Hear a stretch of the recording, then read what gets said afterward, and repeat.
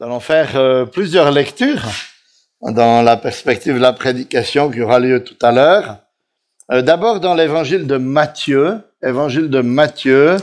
au chapitre 5, nous lirons les 12 premiers versets. Évangile de Matthieu, chapitre 5, depuis le verset 1er, 1 à 12. C'est le début de ce qu'on appelle le sermon sur la montagne. Matthieu 5, verset 1er. Voyant la foule, Jésus monta sur la montagne. Il s'assit et ses disciples s'approchèrent de lui. Puis il ouvrit la bouche et se mit à les enseigner. Heureux les pauvres en esprit, car le royaume des cieux est à eux. Heureux ceux qui pleurent, car ils seront consolés. Heureux ceux qui sont doux, car ils hériteront la terre. Heureux ceux qui ont faim et soif de justice, car ils seront rassasiés. Heureux les miséricordieux, car ils obtiendront miséricorde. Heureux ceux qui ont le cœur pur, car ils verront Dieu. Heureux ceux qui procurent la paix, car ils seront appelés fils de Dieu. Heureux ceux qui sont persécutés à cause de la justice, car le royaume de Dieu, des cieux est à eux. Heureux serez-vous lorsqu'on vous insultera, qu'on vous persécutera et qu'on répandra faussement sur vous toutes sortes de mal à cause de moi.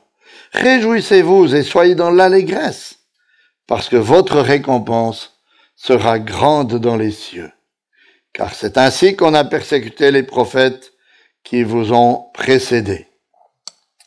Puis une deuxième lecture dans la première épître de Pierre, tout à la fin de votre Bible, première épître de Pierre, au chapitre 4, les versets 12 à 16. 1 Pierre 4, à partir du verset 12.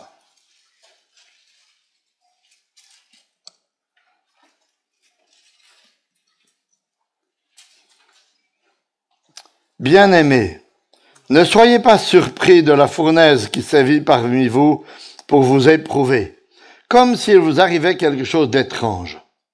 Au contraire, réjouissez-vous de participer aux souffrances du Christ, afin de vous réjouir aussi avec allégresse lors de la révélation de sa gloire.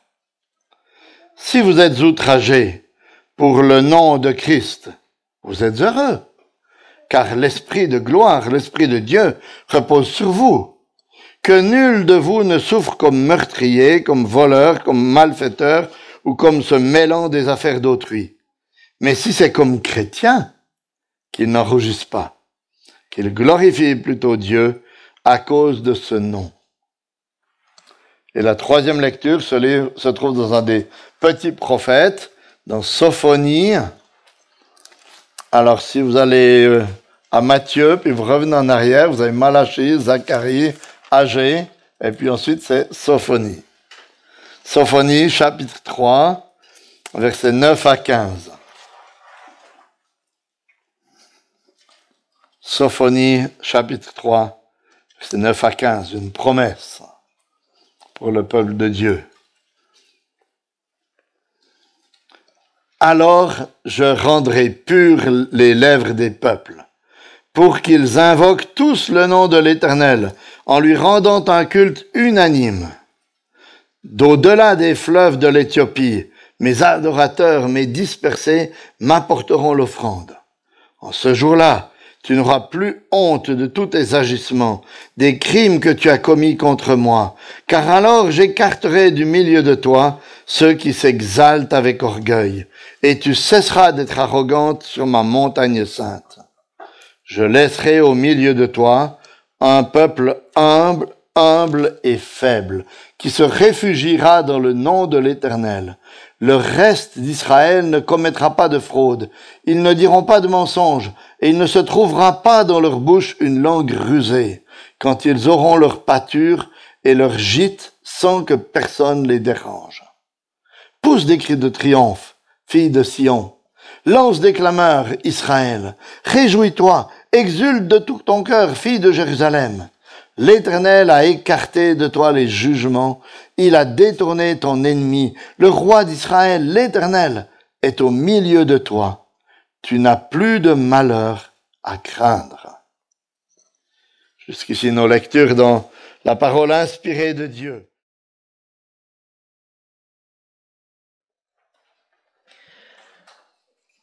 Je vous invite à garder votre Bible ouverte dans Matthieu au chapitre 5, les 12 premiers versets que nous avons lus avant, qui sera le texte de la prédication. Aujourd'hui, c'est un jour doublement particulier pour moi. À la fois, c'est la première fois que j'ai l'honneur de prêcher, et c'est aussi notre premier anniversaire de mariage avec ma femme. Donc, je pense que je vais pouvoir me rappeler de cette date. C'est un grand privilège pour moi d'annoncer la parole, mais aussi une grande responsabilité que le Seigneur me vienne en aide et qu'il nous parle au travers de sa parole. C'est une grande responsabilité, même si aujourd'hui devant moi, près de la moitié des personnes sont des membres de ma famille ou de ma belle famille. Est-ce que c'est censé un peu me baisser la pression ou me la mettre en plus? Je sais pas, mais c'est pas important. Le texte que nous allons voir ce matin, c'est un texte très connu. Peut-être même un des plus connus de la parole de Dieu, qu'on appelle souvent les béatitudes. Et les béatitudes, comme l'a dit Olivier, ce sont les premiers versets du sermon sur la montagne, du plus grand sermon qui n'a jamais été prêché. Et ce sermon sur la montagne mériterait toute une série de prédications, et c'est pourquoi il me semble important de prendre le temps d'introduire ce sermon, d'introduire notre texte d'aujourd'hui. C'est pourquoi, comme vous le verrez sur votre questionnaire, ma prédication sera divisée en deux parties. Dans un premier temps, ce sera plutôt une partie introductive. On verra une introduction sur le sermon sur la montagne. On verra que ce sermon sur la montagne, c'est l'enseignement du bienfaiteur, l'enseignement de Jésus-Christ.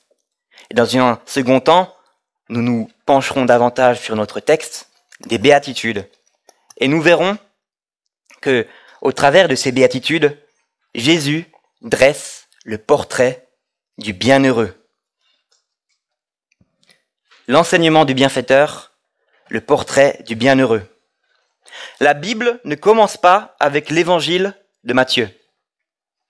Toutefois, le Nouveau Testament commence avec l'évangile de Matthieu.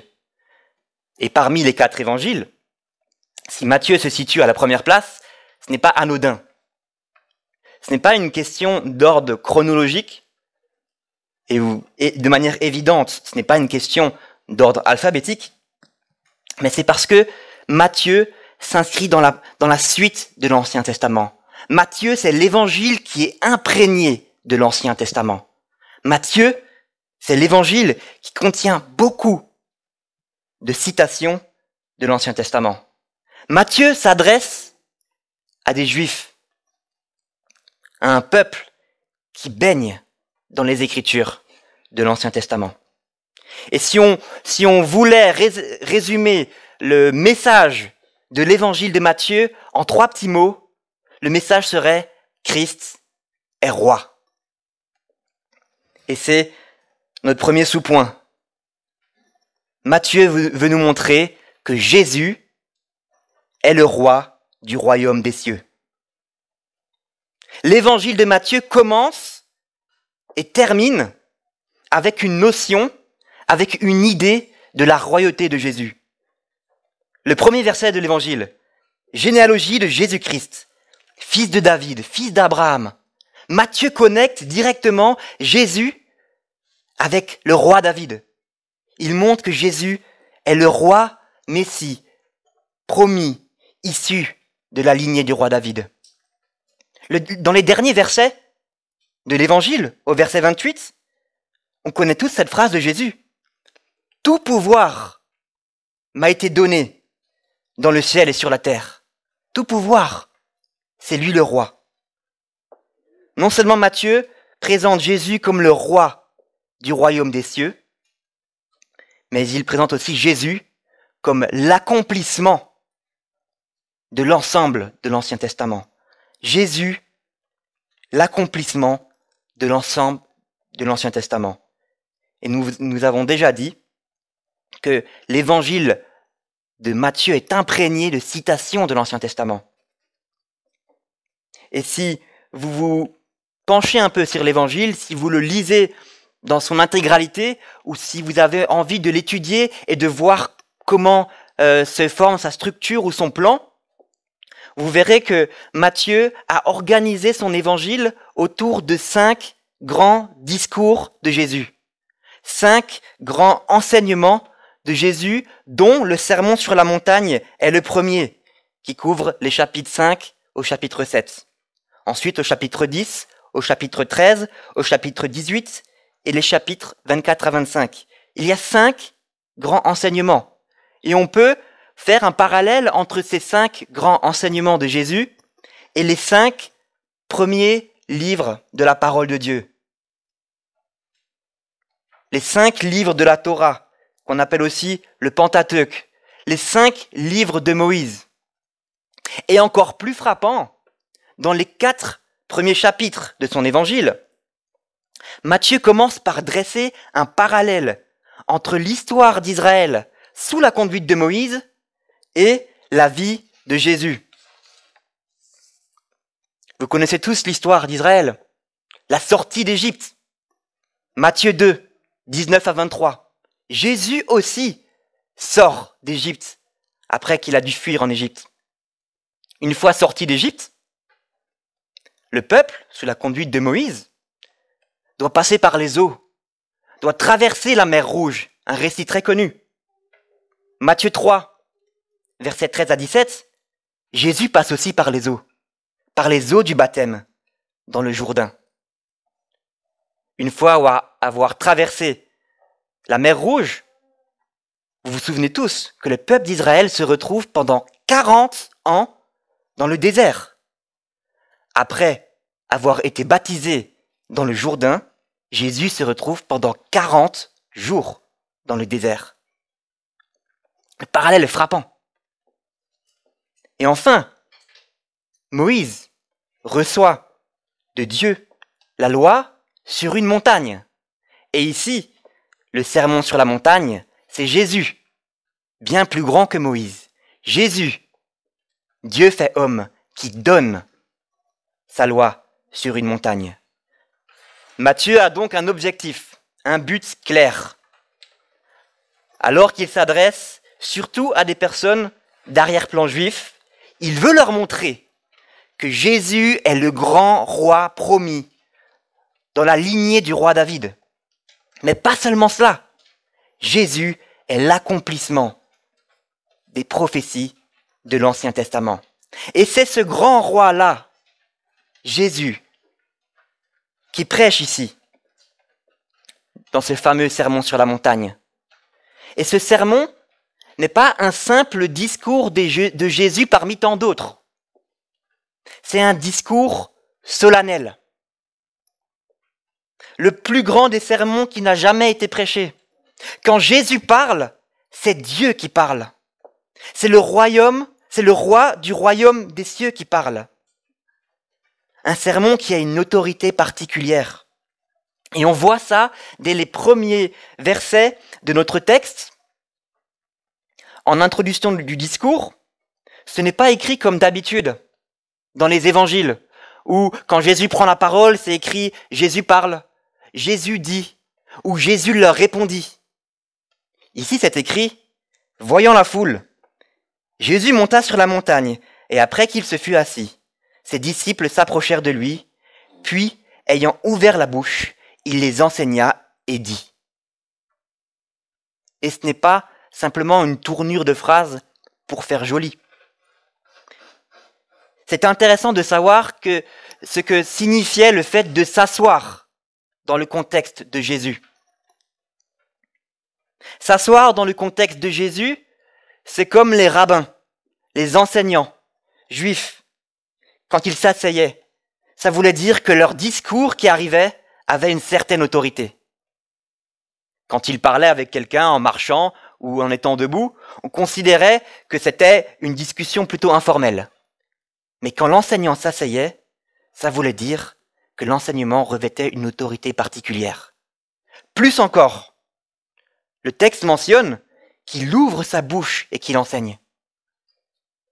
Quel intérêt de dire cela? Pour parler, il faut ouvrir sa bouche.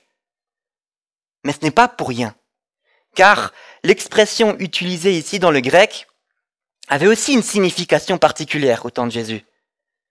Ça voulait dire que le message qui suivait cette expression était un message solennel, un message très important. Et au moment de prendre en main ces béatitudes et de les étudier, je vous invite à vous incliner dans la prière.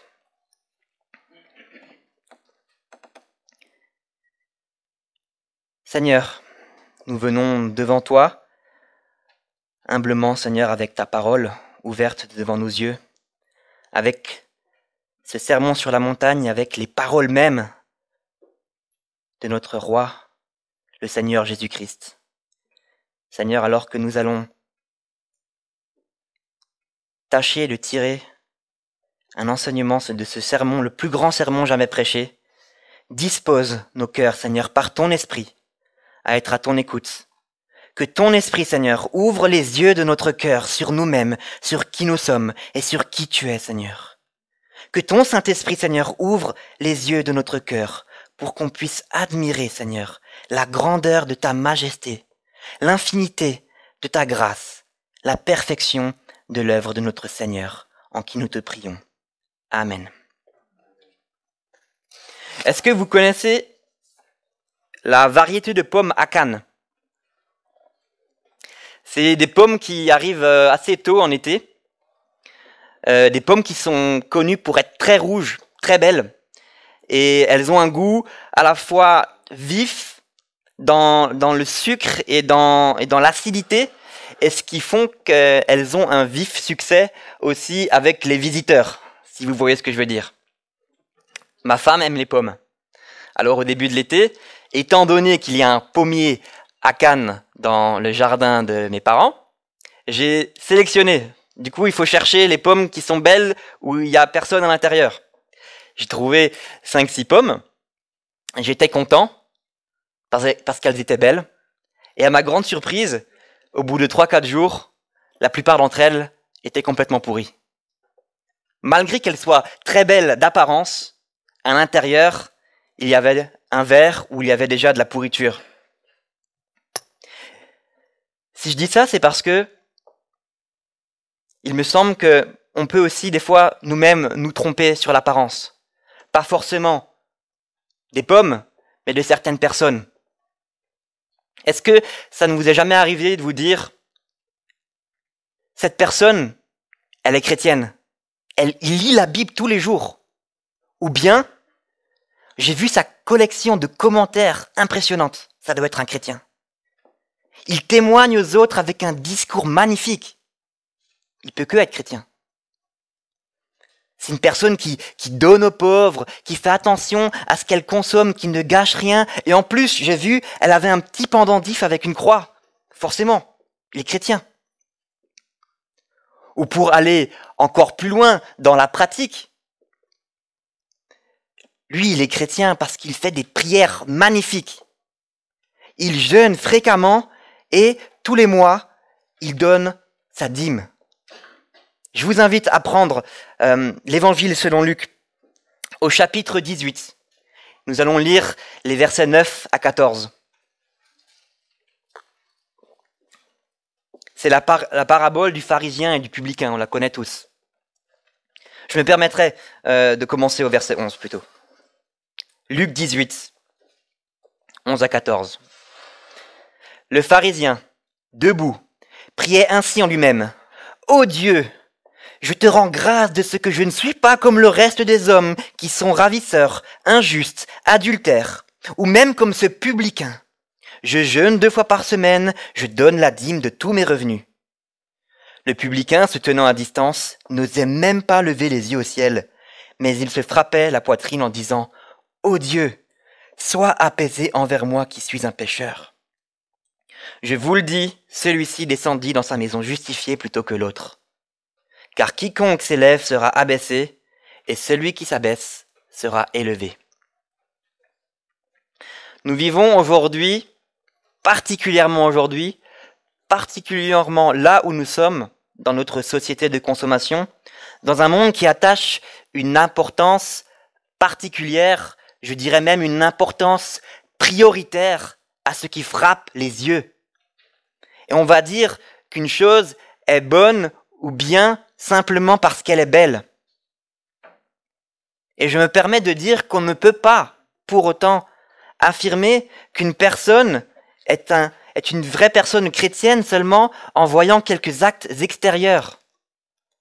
Et j'en viens à dire cela parce que Jésus, ici, dans le texte que nous lisons, que nous étudions, il prend un autre chemin. Il ne parle pas de l'extérieur, mais il décrit le chrétien. Il dresse un portrait du chrétien dans ses béatitudes en parlant de l'état de son cœur, de l'intérieur. L'homme regarde à ce qui frappe le cœur, mais l'Éternel regarde au cœur. 1 Samuel 16, 7.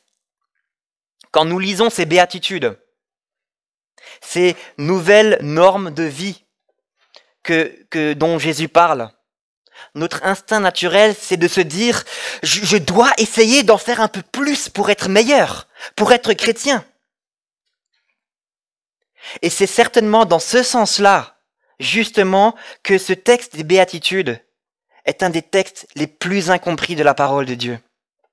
Je pense qu'il est important de commencer par là, de souligner le fait que ici, Jésus ne dit pas ce qu'on doit faire pour être chrétien. Dans les béatitudes, il ne dit pas ce qu'on doit être pour essayer de devenir chrétien.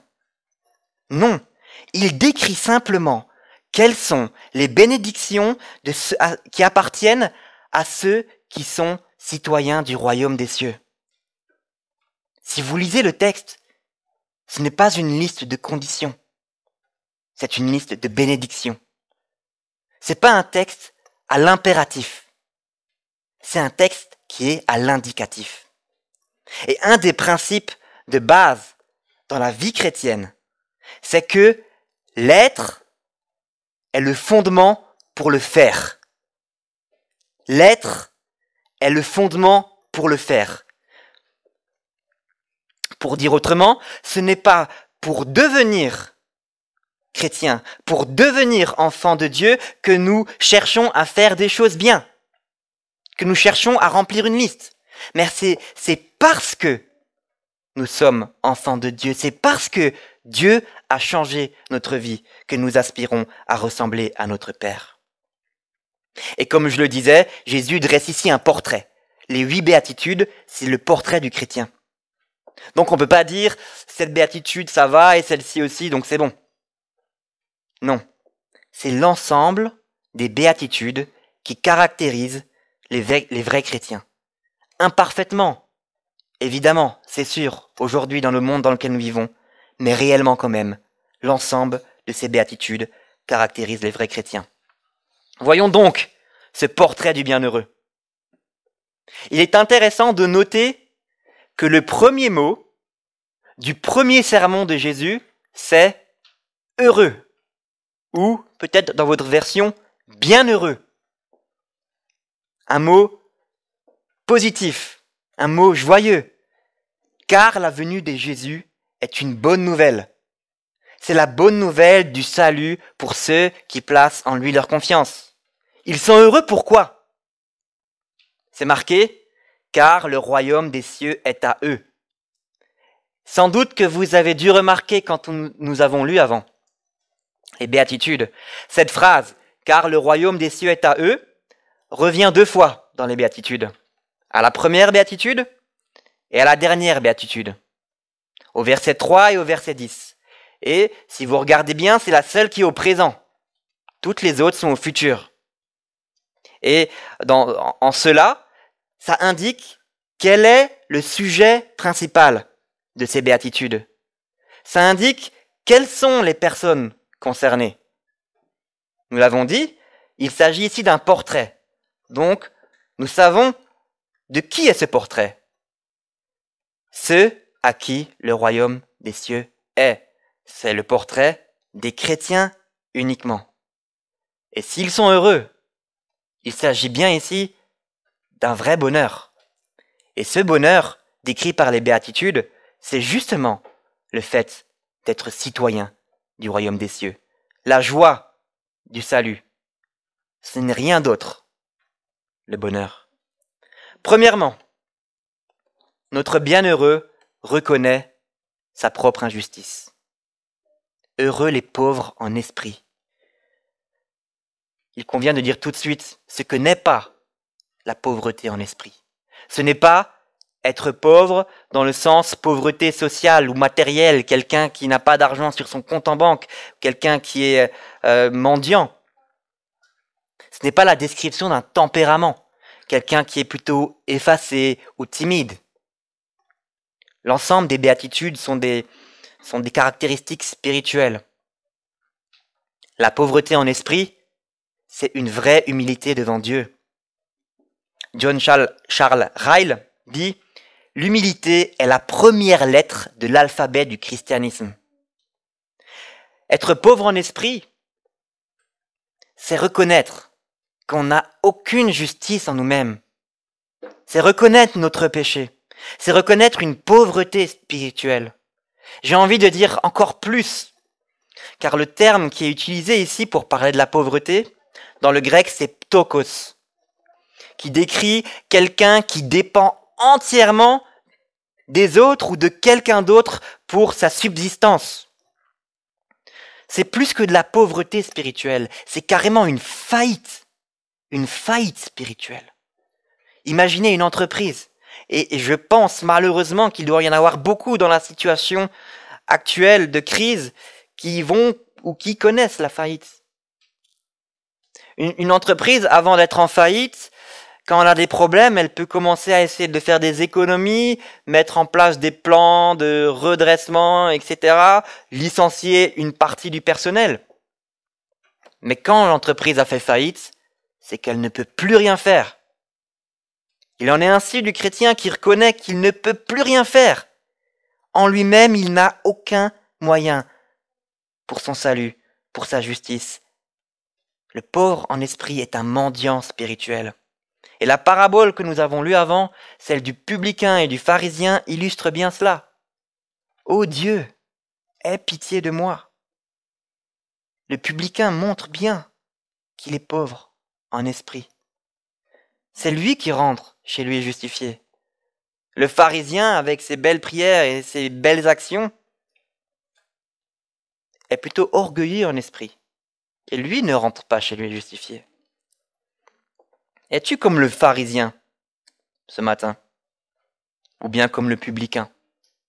Est-ce que peut-être tu te dis, mais c'est moi, cette faillite spirituelle, je la vis. Je n'ai pas de justice en moi-même, je n'arrive pas par mes propres forces. La bonne nouvelle, c'est que c'est exactement ça que Jésus veut faire ressentir, veut faire réaliser au travers de son sermon. Il veut qu'on arrive à reconnaître qu'on est vide de notre propre justice pour que nous puissions être remplis de la sienne. Et si vous venez à Dieu dans cette attitude, la bonne nouvelle, c'est qu'en renonçant à votre propre royaume, vous héritez du royaume de Dieu.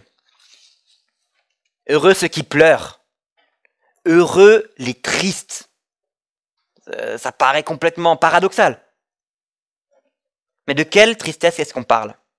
Encore une fois, ce n'est pas le fait du tempérament. Ce n'est pas une personne qui est sans joie, qui est négative, qui est pessimiste. La tristesse est encore une fois une tristesse spirituelle. Le chrétien est triste au sujet de ses péchés. Triste du fait qu'il n'a pas de justice. Il y a un lien logique entre les béatitudes. Il est pauvre en esprit, il reconnaît son péché et qu'il n'a pas de justice, et cela l'attriste.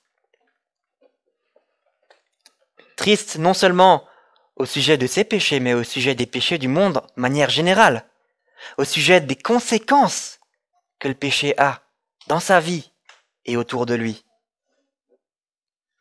Est-ce que vous êtes à l'aise dans le monde dans lequel on vit? Est-ce qu'on est à l'aise quand on voit le mal qui est présent, je dirais presque omniprésent autour de nous? Quand on voit le péché qui est banalisé, le péché même qui des fois est encouragé là où nous vivons? Est-ce que vous êtes à l'aise personnellement quand vous vous surprenez vous-même en train de mentir, en train de convoiter, en train de critiquer quelqu'un, en train de pécher? Non, cela devrait nous attrister. Mais cette tristesse spirituelle ne nous plonge pas pour autant dans un désespoir total. Car ce triste est heureux. Heureux pourquoi? Car il sera consolé. Et déjà aujourd'hui, nous pouvons être consolés. Nous pouvons savoir que nous sommes pardonnés, même si le péché est toujours là, même si cela se répète au quotidien. Mais surtout, nous pouvons être consolés, car nous savons qu'un jour, pas encore, mais un jour, cela ne se répétera plus. Il cessera d'être triste et sera consolé parfaitement, définitivement, quand il n'y aura plus de péché. Le chrétien reconnaît donc sa propre injustice, après quoi il peut manifester la justice de Dieu. C'est notre deuxième sous-point. L'homme qui se rend compte de sa faillite spirituelle, qui est attristé par cette faillite, par son péché, mais qui est quand même heureux parce qu'il se sait consolé par le pardon gratuit de Dieu. Naturellement, cela va produire en lui de la douceur. Et nous sommes à notre troisième béatitude. Heureux les débonnaires. Peut-être que dans votre version, c'est heureux les doux.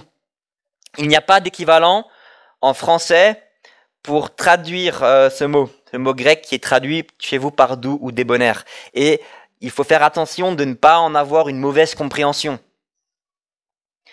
Aujourd'hui, quand on pense doux, on pense mou. Mais ce n'est pas une connotation de faiblesse. Ce n'est pas quelqu'un qui se laisse marcher sur les pieds, quelqu'un qui se laisse faire.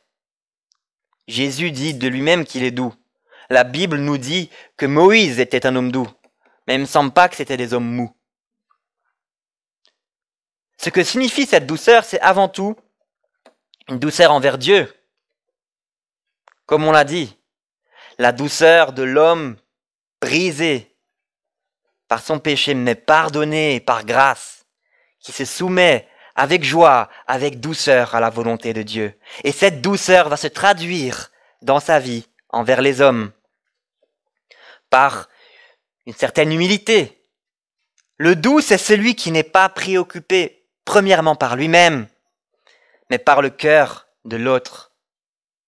Martyn Lloyd-Jones dit de la douceur qu'elle est un regard sur soi-même qui s'exprime au travers de notre attitude et de notre comportement envers les autres. La douceur se voit donc particulièrement dans les situations délicates avec les autres. C'est ceux qui arrivent à reprendre, ceux qui arrivent à corriger avec douceur. Donc on ne peut pas dire que la douceur soit une faiblesse, au contraire, c'est même une force tranquille. Et l'exemple parfait de douceur dans la parole de Dieu, c'est bien notre Seigneur Jésus-Christ. Toujours très calme, toujours très patient, aimant. Il avait cette capacité et cette habitude d'utiliser la question pour aider son interlocuteur à comprendre de par lui-même où était le problème. Si demain, vous voyez votre collègue de travail qui est en train de voler dans les stocks de l'entreprise, ou si vous, parents, vous surprenez votre enfant qui est en train en flagrant délit de mensonge pour une bêtise qu'il essaie de cacher, comment est-ce que vous allez le reprendre? Est-ce que notre première pensée sera de l'amour pour eux, pour leur âme, pour leur cœur? Ou est-ce qu'on aura des propos durs qui vont souligner uniquement ce qu'ils ont mal fait? Est-ce que vous prierez, est-ce que vous réfléchirez pour trouver le moyen le plus apte à attirer ces personnes à la vérité, à trouver le moyen le plus sage pour les aider à comprendre leurs erreurs, en prenant exemple sur Jésus peut-être, en utilisant la question? Ou est-ce qu'on se préoccupe de dire ce qui doit être fait, ce qui ne doit pas être fait, sans se préoccuper de toucher leur cœur? Ce n'est pas facile d'avoir cette attitude. Je dirais même qu'on ne peut pas avoir cette attitude naturellement. Demandons au Seigneur de produire en nous cette douceur par son esprit. Car la parole nous rappelle que la douceur est un des fruits de l'esprit. Galates 5, 22. Et rappelons-nous aussi que ces doux, qui ne sont pas premièrement préoccupés par eux-mêmes, mais par le cœur de l'autre, hériteront de la terre. Il y a un lien entre les 4 premières béatitudes, pas seulement les 3 premières. La pauvreté en esprit nous amène à nous détourner de nous-mêmes dans la tristesse, en nous affligeant.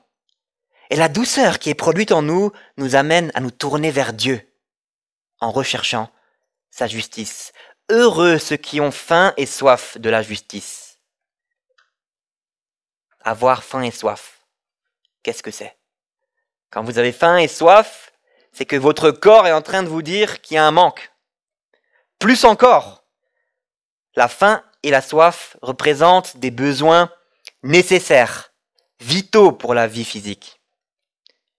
Jésus montre par là que la justice est nécessaire à notre vie spirituelle, tout comme manger et boire est nécessaire à notre vie physique. Mais quelle est cette justice? Est-ce qu'il s'agit de la justice sociale, civile, comme c'est à la mode? Combattons les inégalités dans le monde, ce qui nous ferait dire à tous, oui, j'ai soif de cette justice. Non. Encore une fois, c'est une justice spirituelle. Dans l'évangile de Matthieu et particulièrement dans le sermon sur la montagne, on voit que la justice, c'est la volonté de Dieu. On voit que faire la justice, c'est faire la volonté de Dieu. On voit ça dans Matthieu 5, 20, 6 verset 1 ou 6 verset 33. Les enfants de Dieu ont faim et soif que la volonté de Dieu soit faite sur la terre comme elle est faite au ciel. Faim et soif, c'est pas seulement un simple désir. Faim et soif, c'est un besoin profond, un soupir, une souffrance. Quelle est la soif de ton cœur aujourd'hui? La soif intense de ton cœur aujourd'hui? À quoi est-ce que tu soupires vraiment? Est-ce que c'est le rang social? Est-ce que c'est l'indépendance financière, la richesse? Est-ce que c'est être beau et apprécié de tout le monde? Est-ce que c'est la gloire personnelle? Simplement que ta petite volonté soit accomplie dans ta vie? Ou bien est-ce que c'est de faire la justice, la volonté de Dieu? Est-ce que c'est avoir soif de la sainteté devant Dieu? Est-ce que c'est avoir soif et faim d'être toujours plus dirigé par l'Esprit de Dieu dans tous les domaines de ta vie? Il est intéressant aussi de noter que ici, quand il a été écrit « ceux qui ont faim et soif », la conjugaison dans le grec évoque un état continuel de faim et de soif. C'est-à-dire que durant toute notre vie ici-bas, il y aura un sentiment d'insatisfaction, un sentiment de faim et de soif continuelle, de justice. Et c'est normal. Mais toutefois, comme nous le rappelle Pierre dans sa 2e épître, nous attendons, selon la promesse de Dieu, de nouveaux cieux et une nouvelle terre où la justice habitera. 2 Pierre 3, 13. Ainsi nous serons rassasiés pleinement. Heureux les miséricordieux. La miséricorde. Quand des gens sont dans la misère, des fois on dit qu'ils sont au fond du trou. Et j'aime bien illustrer ça de la sorte. La miséricorde, c'est voir quelqu'un au fond de la misère et lui envoyer une corde. La miséricorde en français, ça vient de deux mots latins, miserere et cardia. Littéralement, ça veut dire un cœur pour la misère. C'est venir en aide à ceux qui sont dans la misère, soit par la faute des autres, soit par leur propre faute. Constater un besoin et répondre à ce besoin. La parabole du bon samaritain, c'est un peu la parabole de la miséricorde. Et plus encore, la Bible nous présente Dieu comme étant un Dieu miséricordieux. Dieu voit notre misère. En plus de ça, il voit que c'est notre faute. Et pourtant, est-ce qu'il est en train de se dire « Bien fait pour toi, je te laisse dans ton coin » ? Non. Il regarde plus loin et il nous sort de cette misère en Jésus-Christ, dans le pardon.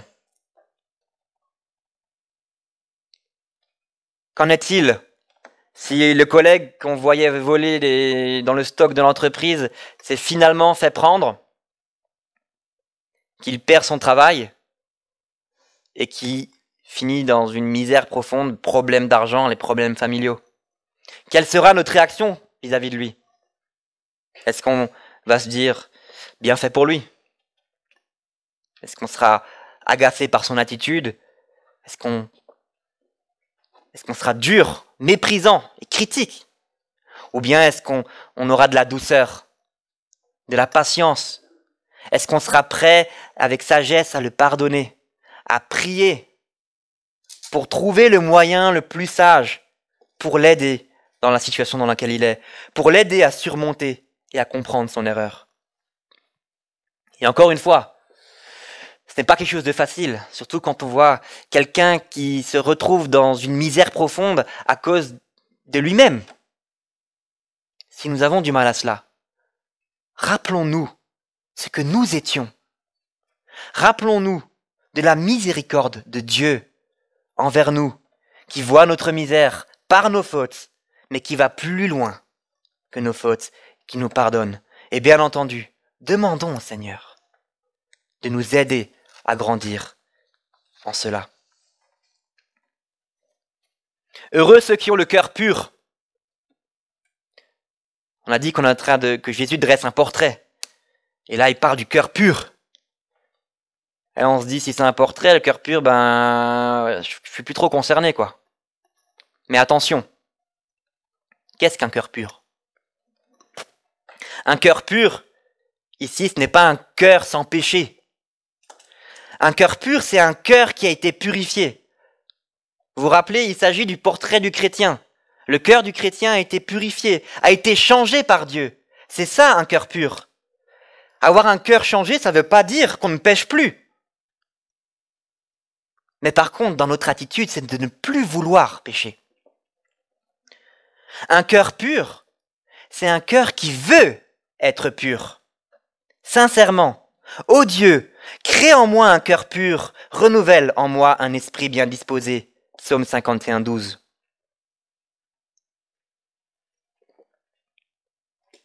Un cœur pur, c'est un cœur qui est incliné à l'obéissance, incliné, comme on l'a vu, à rechercher la justice de Dieu, à faire la volonté de Dieu. Mais encore une fois, un cœur pur, il est sincère. Ce n'est pas une obéissance pour obtenir une récompense ou pour obtenir quelque chose. Le cœur pur obéit parce qu'il a déjà tout obtenu en Christ et qu'il sait qu'il verra Dieu. Heureux ceux qui procurent la paix. Et quand on voit l'état actuel des conflits dans le monde, on peut se dire que ce monde a besoin de paix. À tous les niveaux. Entre les pays, dans les pays même, jusque dans les familles où il y a des conflits, où il y a des divorces. C'est horrible. Et pourquoi on en est là? Parce que l'homme, par nature, est séparé de Dieu, est ennemi de Dieu. Il n'est pas en paix avec Dieu, il est en guerre avec Dieu. Et attention, la paix ici dont il est question, ce n'est pas l'indulgence simple. Ce n'est pas se dire « je veux la paix à n'importe quel prix ». Quitte à passer sur la justice, sur la vérité, tant que je suis bien avec les gens qui m'entourent, je procure la paix. Ce n'est pas de cette paix-là dont il est question. Je vais même aller plus loin. Cela ne se limite pas à la paix horizontale, entre les hommes, d'homme à homme, entre deux collègues de travail, entre deux amis à l'école, parce que un était pour le PSG et l'autre était pour le Bayern de Munich. Non. La paix dont il est question ici, c'est la paix verticale. La paix entre l'homme et Dieu. Et l'apôtre Paul nous présente cette paix dans l'épître aux Colossiens. Il nous dit que Jésus est la paix même qui établit vraiment la réconciliation entre l'homme et Dieu. Il dit que Dieu a voulu, par lui, Jésus-Christ, tout réconcilier avec lui-même. Tout ce qui est sur la terre, tant ce qui est sur la terre que ce qui est dans les cieux, en faisant la paix. Et c'est le même terme qu'il y a dans les béatitudes. En faisant la paix par lui, par le sang de sa croix. Colossiens 1, verset 20. Procurer la paix, être un artisan de paix, c'est avant tout partager ce message de paix, de réconciliation avec Dieu, partager le message de la croix de Jésus-Christ. Et pour revenir à la paix entre les hommes, c'est quand il y a une paix verticale entre l'homme et Dieu, qu'il peut y avoir une vraie paix horizontale entre l'homme et son prochain.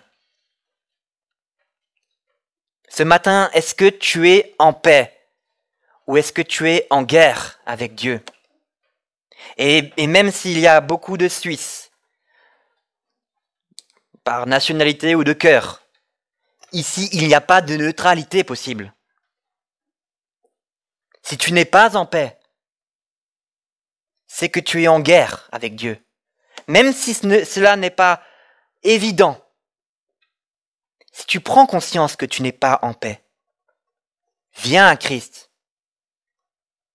C'est lui, seul, la paix entre Dieu et l'homme.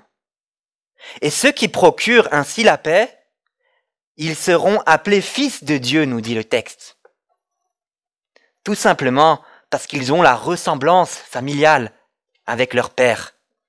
Ils sont des faiseurs de paix. On arrive au bout de ce portrait.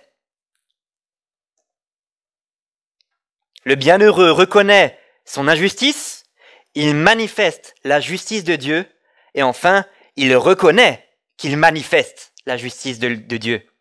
Heureux ceux qui sont persécutés pour la justice.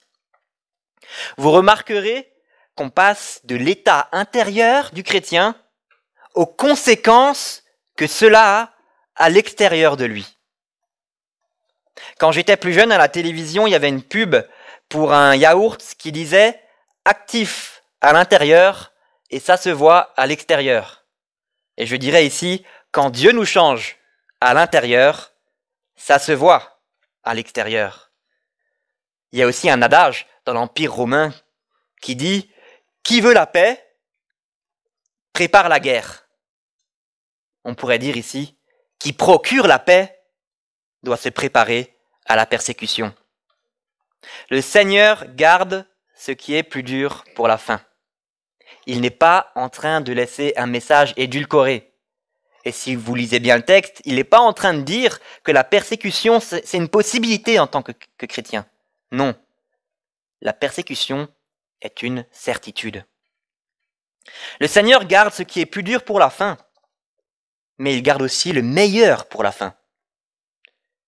Vous avez certainement remarqué que c'est la seule béatitude que Jésus reformule. Il répète 2 fois « heureux ».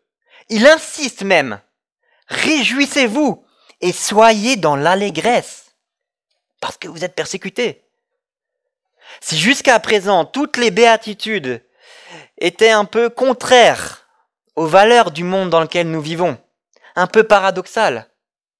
Cette dernière l'est encore plus. Persécuté. Pourquoi? Le texte nous dit au verset 10, pour la justice, comme nous l'avons vu, parce que le chrétien manifeste la justice de Dieu, parce que le chrétien veut faire la volonté de Dieu. Verset 11, le texte nous dit aussi, à cause du nom de Jésus. Persécuté à cause de ce que représente le nom de Jésus.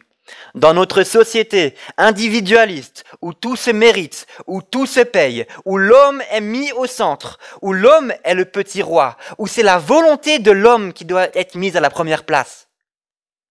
Parler d'un pardon gratuit, en s'humiliant, en reconnaissant Jésus-Christ comme notre Seigneur et Sauveur, et en cherchant à faire sa volonté, c'est tout ce que l'homme a en horreur.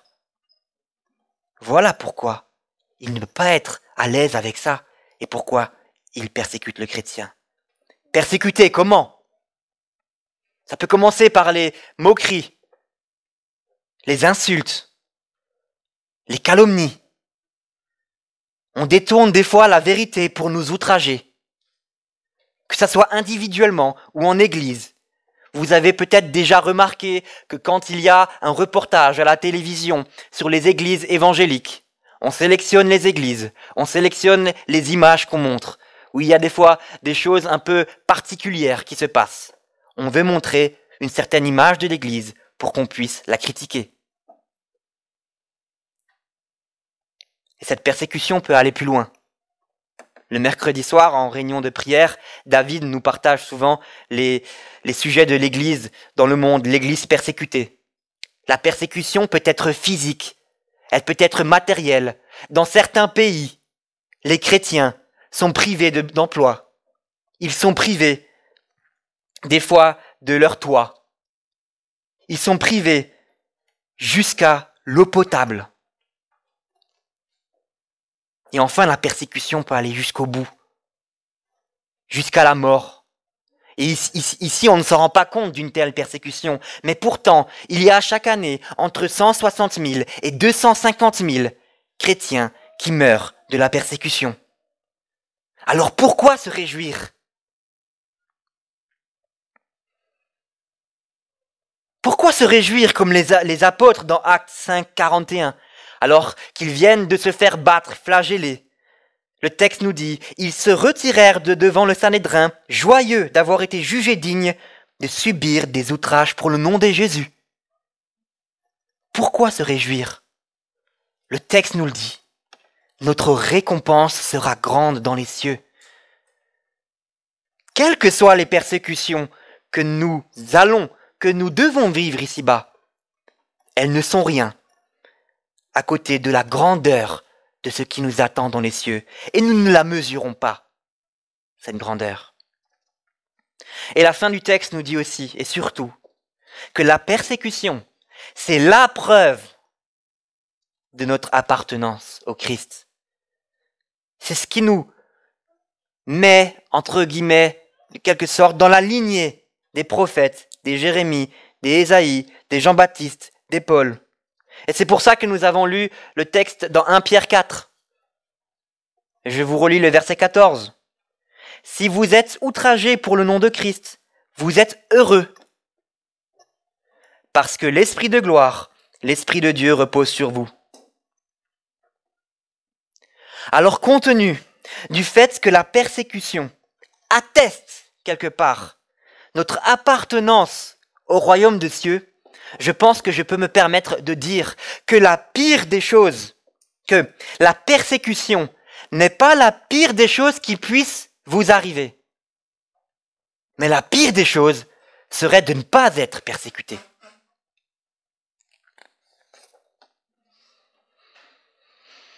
Alors que nous arrivons à la conclusion de ce portrait du chrétien, de ce portrait du citoyen du royaume des cieux, qui doit vivre actuellement dans le royaume du monde. Est-ce qu'en voyant, est-ce qu'en comprenant ce que signifie chacune des caractéristiques de ce portrait, est-ce que ce portrait te décrit ce matin? Imparfaitement, c'est sûr, pas la perfection, mais est-ce qu'il décrit le désir, l'aspiration de ton cœur ce matin? Si ces béatitudes ne vous décrivent pas, ne cherchez pas à devenir cela par vous-même. Reconnaissez que vous êtes vide de justice, et venez à Christ pour qu'il vous remplisse de la sienne. Si vous n'êtes pas certain que ces béatitudes vous décrivent ce matin, ne cherchez pas à devenir cela par vous-même. Si vous avez l'impression d'avoir un pied dans le royaume des dieux, de Dieu et un pied dans votre propre royaume, venez à Christ. Car en renonçant à votre propre royaume, vous héritez de celui de Dieu. Et si ces béatitudes vous décrivent ce matin, quoi qu'il arrive, réjouissez-vous, soyez dans l'allégresse. Vous appartenez à un royaume. Vous êtes héritier du royaume où la parfaite justice de Dieu règne. Le texte vous dit, vous verrez Dieu. Et Dieu a déclaré que vous êtes son enfant. Amen.